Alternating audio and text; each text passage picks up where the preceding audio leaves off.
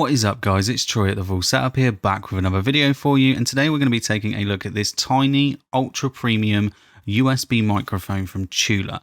Now this microphone comes in at £250, which is definitely steep for a USB microphone, but it has got a lot of tricks up its sleeve. So not only is it a fantastic sounding microphone, it also has built-in noise cancellation, 2 polar patterns, so cardioid and omnidirectional. It's also got 8 gigs of internal storage and can be used as a portable recorder, and you can even plug in a lavalier microphone into the headphone port and use it for 2-person interviews.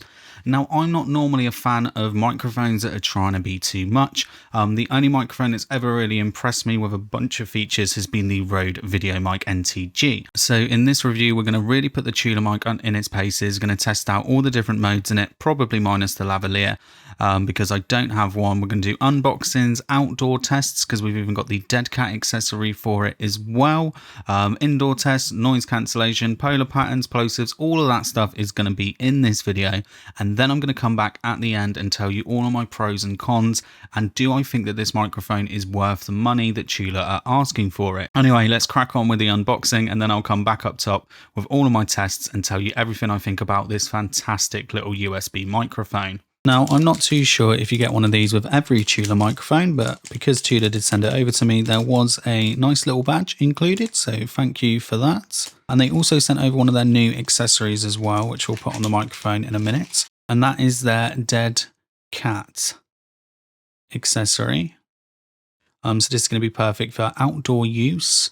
It will affect the high frequencies a little bit as well, but if you want to use this microphone outdoors, they do make this now, and they are going to be making a pop filter at some point as well. So I'll be very interested to see how that affects the sound of the microphone when they release that. I was just going to go straight to pulling it up without showing you around the box. Not that there's a lot to see. It's an all brown box with Tula written on it. They do make a wide range of colours, but I wanted the black one. Something about the black, I really like the look of it, but there are some funky colours.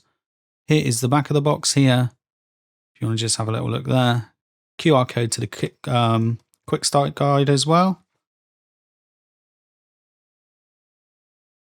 And then we have the microphone here, which has a piece of paper over it. Just take that off now and get that done with, eh? We do a little... Oh no, it's still stuck in there. Ah, that bit pops out. That's the stand. We might as well put that down. We'll take a look at it one in a second. Here is the Tula. Looks good. Just put that down. Really nice weight to that, actually. I would expect it to have a good weight to it when it costs this much money. And when it's made by, you know, a microphone company that's got a lot of heritage in Suez. There is also a USB-C cable. Not just for charging, you can also plug this into your computer. It's not just an external recording microphone. It's a bit of a Swiss Army knife. And I'm always a bit worried about Swiss Army knife mics, because I'm always like, did you try to do too many things and didn't do your one job perfectly? That's why the only kind of other microphone I like, which does a lot of things, is the Rode VideoMic Go 2 and the NTG. Never been a fan of these big multi-pattern microphones. There is the manual there as well.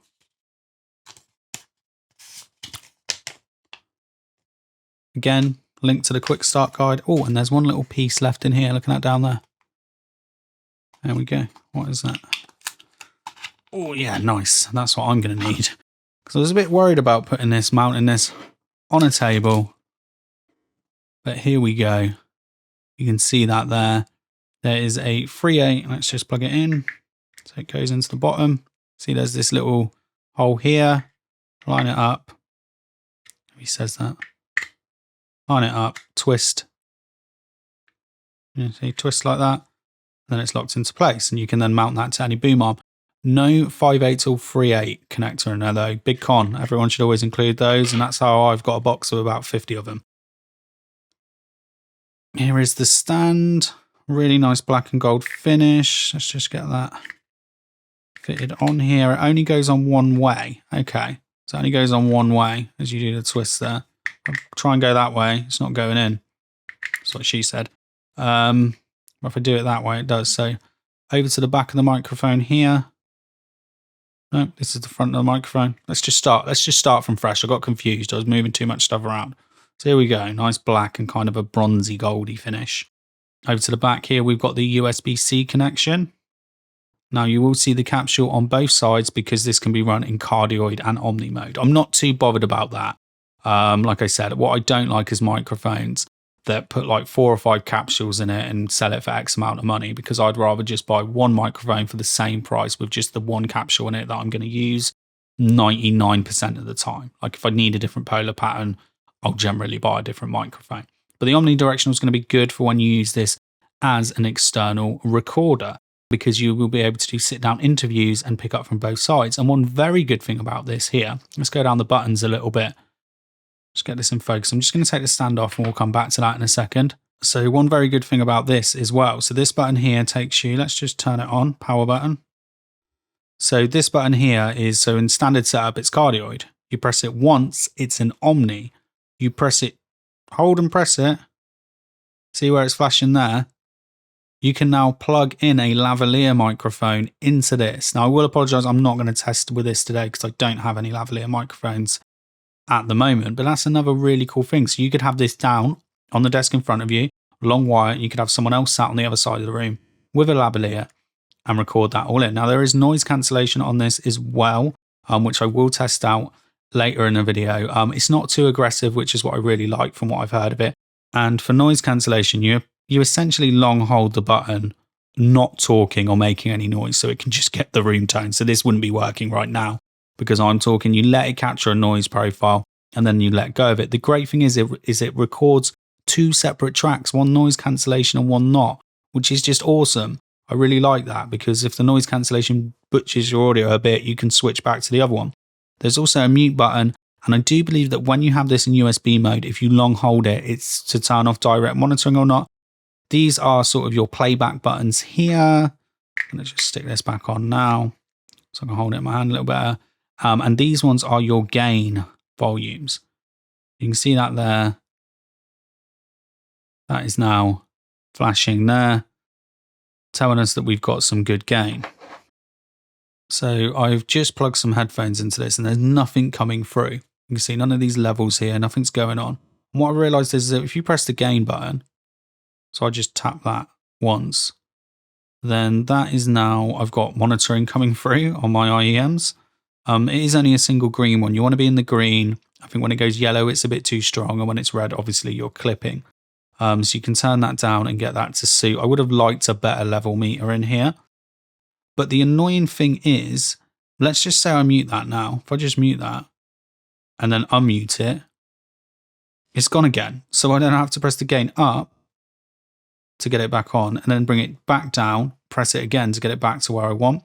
Now you can also, I think I mentioned earlier, and that does work. If you hold the mute button, then again, that's just, see if I hold it for a bit, that's it on. No, it's all just gone. So again, I have to just press the gain on once and then back down again. That's just really odd. Okay, let's stop that for now. Let's stop that bit for now. Wiggle. Is there any wiggle? Nope. I mean, it actually sounds quite good. We'll do some proper recordings on it in a minute. We're using a different microphone at the moment. And then over here you have plus and minus, that's your volume. Record button. So this is me doing a recording right now. What you are actually listening to right now for this part of the video is the Tula microphone in my hand, kind of synthesizing. Let me just put it on the desk there. This is what the Tula is going to sound like on your desk in a room with no acoustic treatment, with reflective surfaces, because I haven't got a mouse mat and a monitor right in front of me. That is it in cardioid, and this is it now in omnidirectional mode, picking up full reflections from everywhere. This is what that microphone sounds like. So there we go. There's one little test out the way. And then if you press it once, it's paused. Press it again, it will continue the recording. But I'm just going to stop that for now. And then there is also a play button down here as well. That's one thing we didn't have a little look at here. That's this little accessory. It's like a little pair of pants for it. Look at it. It's got its own little pair of pants. Oh. How cute does that you look? You're going to be able to use this outdoors, and I'm going to test this anyway. There we go. What if you got it on the little stand? Because you might be in a park or something. There'll be loads of B-roll. You're just in a park. Put that down. got a little foam wind filter. There's literally tiny little hairs all over my desk now. And there we go. That is the foam filter. Right, let's get back up top. So I've stuck the Tula mic on top of like a hot shoe connection that I've got for an iPhone grip. And decided to come to a little bit of a noisy area so we could test out the noise cancellation, which is not really designed for this level of noise. And because we're quite high up on a bridge, a little bit of wind with the Deadcat on it as well. Now, the only problem I've got with the Deadcat is that there is, you know, this kind of, the little straps on it do block the lights out a little bit, so I have just had to angle it. I don't know if you were able to hear any of me then, because there is quite a lot of noise going on, so I'll switch between the noise cancellation and not, but there is a fair amount of wind hitting this microphone now. Even on my shotgun microphones, I would have to put a Deadcat on for where I am at the moment, so a nice little bit of wind. We're now coming back into more of a quieter area. We've moved away from the bridge, but you can hear all of that. This is a proper wind hotspot. I should probably come up here to do more microphone testing for outdoor microphones so we can test out these little filters. So, you know, I've got no headphones in at the moment, so, you know, hopefully it's recording at a good level and hopefully I can hear it when I get back home. If the noise cancellation didn't work out, honestly, I wouldn't blame it. I think it's supposed to be a subtle implementation. Yeah, it's supposed to be quite subtle. But yeah, there we go. That is just a quick outdoor test with the Tula microphone and the fluffy filter. I think this is going to be perfect for like sit down interviews in parks, especially with the omnidirectional pickup pattern. We are in cardioid mode today though, but yeah, really interested. Looking forward to hearing this back when I get back into the studio. So this is probably another unfair test for the noise cancellation on the Tula microphone.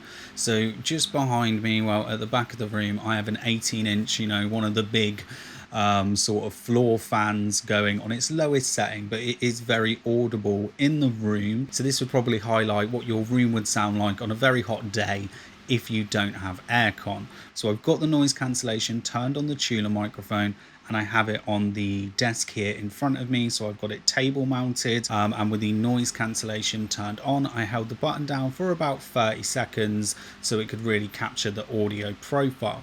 Now, I haven't noticed that the noise cancellation again does anything massive. It really is just a subtle improvement. If this was like PC fans or just something a bit quieter, maybe like a smaller 9-inch fan, I think it would probably do quite a good job, but I wanted to give it a bit more of a chance because outdoors isn't really somewhere that you would want to use the noise cancellation, even though there was a subtle differences. For me personally, the thing that I like to use for noise cancellation is a Waves plugin called Clarity VX, which is available for about £30. So yeah, this is just going to be a test going backwards and forwards. Noise cancellation on, is it off? I don't know, but the great thing is it records it to 2 separate tracks. I really like that, so it's not going to butcher your audio. Maybe you shouldn't have used the noise cancellation, or it does something funky, you also have a backup track, which I think is absolutely fantastic. The only thing I have noticed is I don't think you can use the noise cancellation over USB, and I feel that is quite a big requirement for people that are doing Zoom and Teams calls. Maybe there's a little bit of ambient noise in the room, or they want to turn a fan on in the summer.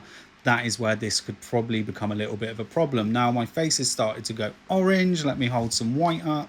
Maybe we can use that for a little bit of white balance, because I sit in front of massive orange blinds, which is an absolute ball's ache. So it's time for some proximity tests, some polar pattern tests, and some plosive tests. I'm not going to say that every time for the plosives, because I think I'm on about my 6th or 7th attempt, or then I hit record on OBS and I haven't hit record on the Tula. But essentially right now, I have the Tula mic in its cardioid mode on the desk in front of me. Put it on its box just to pick it up a little bit taller, but it's kind of where you're going to put it if you're doing like a Zoom or Teams calls. So I will do some more plosives for you to see if it picks any up, which I don't think it will at this angle. Pumping purple platypus. I am now picking the microphone up in its cardioid mode. It is directly right in front of me, about 1 foot away or just under from my mouth. Pumping purple platypus. I'm now bringing the microphone up nice and close so we can test out its proximity effect. This is about 3 inches away from my mouth, and this is about 1 inch away from my mouth. I'm going to bring it forward a little bit more and get ready for the plosives. Pumping purple platypus. I am now going to put the microphone to the side here, and this is kind of how you should be angling it in to avoid plosives. So here we go. Pumping, purple, platypus. What about when we bring the microphone in for the proximity effect and test out some more plosives?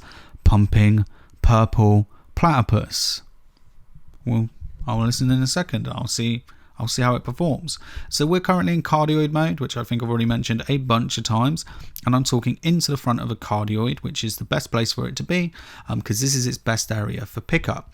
Now it's still going to pick me up a little bit as I start to turn it around to the sides, but it should lose a little bit of me as I get it more to the side here. This is me now in the side of a cardioid pickup pattern in a room with no sound treatment.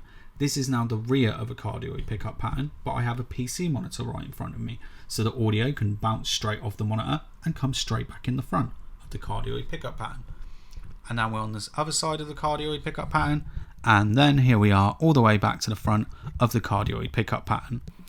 I'm now going to put the microphone in omnidirectional, so it's picking up reflections and sound from everywhere, and I'm just going to start to turn this microphone around. This is the side of an omnidirectional pickup pattern, should be picking up everything loud and clear. This is the back of an omnidirectional pickup pattern, should be picking up everything loud and clear. And this is now this side of an omnidirectional pickup pattern, and all the way back to the front again. I'd be interested to see what the handling noise is like as well with this. I am just going to tap it a little bit more there, and I imagine that there is probably going to be quite a bit of handling noise there, so I do apologise. Back to cardioid, so you can hear what the difference between omni and cardioid. So there are all the tests, the unboxing and everything for the Tula microphone, and I must say I've been really impressed with this. I've been using it for the last 2 or 3 weeks now. I knew it was always going to be a bit of a tough sell. Now Tula did send this microphone over, but everything that I'm going to say about it now is my own opinion, and I'm allowed to say what I want, okay? And that's kind of the reason why it took a little bit longer. That's an apologies over to Tula to make the review, because like I've said a couple of times in this video, Swiss Army devices, you know, tech devices, they've got to do a lot of things well to impress me. I'm someone that doesn't mind having 2 or 3 things to do similar jobs if they do the job better, okay? And I'm also going to be honest, there is processing on for this end bit of the video, and there was at the beginning, but there was loads of tests there when we didn't have any processing on. So what are the pros of this microphone? Let's start off with the pros and cons. Now, I'm very impressed with the sound of this microphone. It wouldn't be my go-to for my new setup, okay, because there is a lot of reverberance. You could even hear that just having a monitor in front of you when I did the cardioid test and it's bouncing straight back. For me, really, it is kind of like large dynamic microphones, or I use like shotguns or pencil condenser microphones, but I generally have them quite close. I have them in frame, or have them coming from above rather than, well, below rather than boomed from above. But this microphone does do okay in this environment, and I think it's good to test it in an untreated environment, because that's what 90 to 100% of the people buying this microphone are going to be using, okay? Now, the only issue I have with it is that there's no high pass filter on it in regards to the sound, okay? Because it is a very smooth sounding microphone. It sounds really nice all the way through the frequency response. Doesn't really overemphasize anything, but when you need to put it close like this, to deal with your room, you know, your room tone and your noises, there's a very strong proximity effect on this microphone, because it is technically a small diaphragm condenser microphone, so it is going to be a little bit more focused, even though it's only a cardioid, so bass response will be up there. So that's one little issue. But one thing I absolutely love about it is the little Burr Brown DAC, whatever they're using with that coexisting with the capsule, there is like very little self noise on this. Sometimes people will go to record lower because they don't want to be picking up as much reflections, so they record low, they talk soft, and then you boost it up, but what you're doing is bringing up loads of noise with you. This, when you record a little bit lower than you should and you bring it up, there's hardly any noise. Any noise that you're hearing today is from my PC fan, my PC case, because the power supply needs to be changed at some point as well. It's just bringing myself to get around to doing it. So the sound very good. Build quality and form factor. Do you know what? I love the look of this microphone. I love the build quality. It's just made like an absolute tank. You know, it would be easy for Tula just to make something that looks very nice because of their Soyez heritage, but not make something that sounds good, and they've done both. Tons of features. It's almost sometimes it feels a little bit exhaustive, the amount of features that are on it. The noise cancellation is subtle, but I kind of liked it. It's subtle, and I was a little bit more critical of it at the indoor test. I think it actually did quite a good job. Like, that was a loud fan that was going on in the back of the room. The only thing I'll tell you about that is I found I got better results if I took the mic closer to the other side of the room and held it for 15 seconds and then brought it back over here to where I was recording. Also, you've got the lavalier thing as well, which I've mentioned a bunch of times. Obviously, I'm not using, but it's there. Omnidirectional if you want to do interviews, and as I said, outdoors as well with the Deadcat. If you're in a less noisy environment, I think that's somewhere where this is going to really shine. If you're using this as like your Zoom or Teams mic at home, and then you're taking it out and about on the field just to be recording, it's not always about publishing something. It might just be for like note taking, and interviews that you need to write up later for a college course or something like that, and you don't want a Zoom recorder and you don't want all those settings. This is going to do you really well. And like I said, outdoors, 2-person interview, omnidirectional mode, put that Deadcat on it. Really, it's going to do a fantastic job. What are the cons then? As I said, it's not my go-to for my current environment, and the no high pass filter is a big buggy one for me. I do believe that pretty much all microphones should come with a high pass filter, and although if you were going to record instruments, I could see why you wouldn't want this. I feel for microphones like this, which are going to be targeted for pretty much 90% voice work, just build it into the EQ, have it so it rolls off a bit. That strong proximity effect could be solved with a high pass filter. Or maybe there's even something I could do. Maybe if I hold down both the gain buttons at the same time, it would turn on a 75, 80 hertz high pass filter.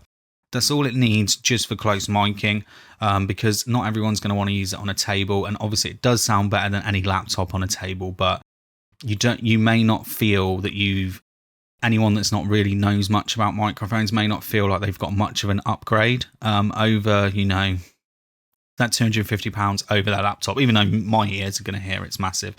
The next one is the metering on the front here. So, I can see that it's got good gain levels coming in, and, the green light's going away there, but I would rather this bit where the Tula logo was, if it was twice the thickness with Tula written on top, and a better metering underneath. That's something that I would have really liked as well. Now, there is a lot of buttons on this thing, okay? To do all of these features and do all this stuff, there's a lot of buttons, and it's not that intuitive when you first start. Like I said, there's a lot of quirks. For someone that is a novice, that's maybe just buying this based on other reviews because they think it's going to be simple, it's not like a Zoom device where you have to go through all the settings and all of that, it's still a lot of little quirks and things like not being able to hear the microphone when you turn it on, in your headphone monitoring. That really bugs me. Just a few little features that are a bit weird. Sometimes I even found that bit when I said I pressed the volume to hear it in my head, that wouldn't work, and I have to press record. Again, maybe just some beeps on it, like a beep on the noise cancelling for your headphones when it knows it's captured it enough. And the last con is it's not cheap, is it? It is expensive. So that brings me over to the would I buy it if it was my own money? Because I always have to put to one side that I've been sent something and go, would I buy it if it was my own money? And I think the first way to explain this is about going back to that video Mic NTG again, because it does so many things. Essentially, it is a shotgun microphone, and in every purpose of you using it, it is a little shotgun microphone. But it does a lot of different things. So whether you're using it as an on-camera or an iPhone or Android microphone, and you never used it for any of its other features, for £225, it's exceptional. You wouldn't feel out of pocket, and you wouldn't feel that maybe you could have saved some money somewhere or you didn't need it. Now, if you're just using it as a shotgun microphone, being as a boom microphone, taking a cable out a bit longer than your camera, then again, you're not going to feel out of pocket for £225. And to be honest, yes, there's a couple of nicer shotguns in its class. If you spend a little bit more money, something like an MKE600, you can pick up the Deity mic secondhand, like the S mics, but you're still going to need an interface and a recorder for that. So it's also a very good, put wherever you want shotgun microphone. If you wanted to just use it as a USB shotgun microphone because you didn't want to buy an audio interface for use with your YouTube channel or content creation, you'd be struggling to find a better one for the price. You wouldn't feel like you're out of pocket again, and it's got all the podcasting features you can do with it. So you pair it with the Rode Connect and you get like a compressor, big bottom, a few other little extra things, and a noise gate and stuff all built in. Oh, and high pass filters for when you close mic. So it wouldn't matter at what instance, if you just bought that microphone to do one thing, it's still good value. The fact it does everything else is great. With this, although I like the sound of it, I'm not quite sure it's £250 sound. I wouldn't say it is. And I would say that this, for me to buy it, if you're not going to use it as an external recorder, there's extra options. If you are going to use it as an external recorder, if you are going to use that omnidirectional pickup pattern, I would say the noise cancellation and the lavalier thing is just an extra feature. It's good that it's there, but it's not a buy it feature. Then yes, 100%. But there's a few other options. Neat are putting out, is it the Worker B2 for almost just under £130? A very good USB microphone. There's some very good USB microphones now between 150. If you don't mind it in shot, you've got stuff like Deity's dynamic microphone. You've got the Presonus Revelator Dynamic that I reviewed. I didn't like the sound of the Beacon microphone, but the software was really good for it. So that's the same price as this. And for an extra £100, you can get the Earthworks Icon. So some very tough competition. But like I said, if you wanted this as an external recorder as well, honestly, I 100% think it's worth its money all day long. I couldn't recommend it higher. Now, obviously, I've had a few critical points there, so I always like to think about also after would I buy, what would I change? What would be my perfect Tula mic? Couple of things. First things first, I don't know if they'll be able to do it with this one because you could possibly control it through the USB port, but maybe on a future model it could have Bluetooth, and that would be in form of an app. So you can see your settings and you can even save your settings to a profile, because it is awkward knowing what your gain settings are. I've kind of learned in this setup that I turn it on and I drop it down 2, or when I'm outdoors, I turn it on and I +1, or if it's on my desk, I turn it on and +1, on the gain to get the levels. Having all of that in an app, being able to turn on things like the high pass filter, capture a noise cancellation profile, all of this stuff would be a lot easier for newcomers, I would say, to audio equipment. And I think an app would really help it out, especially with all the button clutter. You could still keep the buttons because I wouldn't want it to be all app controlled and then suddenly the app doesn't work and you can't use your microphone. But I think that would really help. The second change that I would make is a desktop stand for this, okay, or a different bracket, because this bracket, essentially, if it was made in a different way, you can see you've got that movement there so you can angle the microphone. When I have got it on a boom pole here, although I've got a little bit of angling on the boom pole, if I was to put this on a straight standing desktop mount, desktop pole, I wouldn't have any angular change on it, and you could possibly, you might want it lower down. You might not want it in shot, but you could have it lower down and then angle it up. And you can't do that with the included accessory, so you would need a ball head. So I do think that would be a very good thing to add. Also as well, they've been supposed to be making a pop filter for a while. I don't know if they're making some crazy, fancy, beautiful looking mesh thing, but at the very least, I think there should just be a foam pop filter similar to the Deadcat filter for when you've got the microphone up close. But again, like I said, you need a high pass filter anyway. And yes, a high pass filter is easy to add in post, but if there's not a way to add a high pass filter when you're doing web meetings. Well, there are ways to do it, but not for your average user, okay?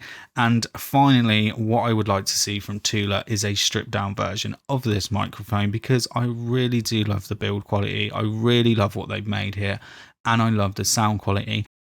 But for anyone that just wants to use it just like this, you don't need the noise cancellation, you don't need the omnidirectional, and you don't need the built-in recording, and you don't need the lavalier feature. And then you could probably make this microphone between £125 and £150, and there would be a lot more people raving about this microphone. A lot more. It would sell a lot more units.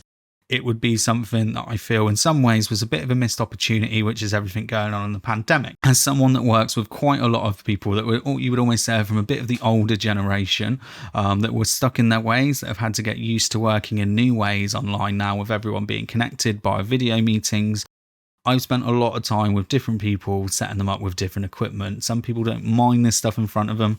A lot of other people just want it simple, but they want it better than their laptop. Or they come to me and they're like, can you find me a good laptop with a good webcam and good microphones? And I'm like, that doesn't exist. Okay, the MacBooks are all right, but they're not that good. So something like this that's stylish, looks premium. There's a lot of people that would put this on their desk versus something like a Blue Yeti, like a massive, the old style looking Yeti. So make it more accessible. Even though those people that want to buy something that look like this have money anyway, make it more accessible, because I'll tell you something, they don't actually like to spend money even though they've got it. So yeah, stripped down version, just a cardioid pickup pattern all day long. Anyway, that is my review of the Tula microphone. As always, audio is subjective, so I would love to hear your opinions on what you think on this microphone. Thanks again for Tula to sending it over. Let me know what you think about it in the comment section below, and I will be back with some more videos very soon.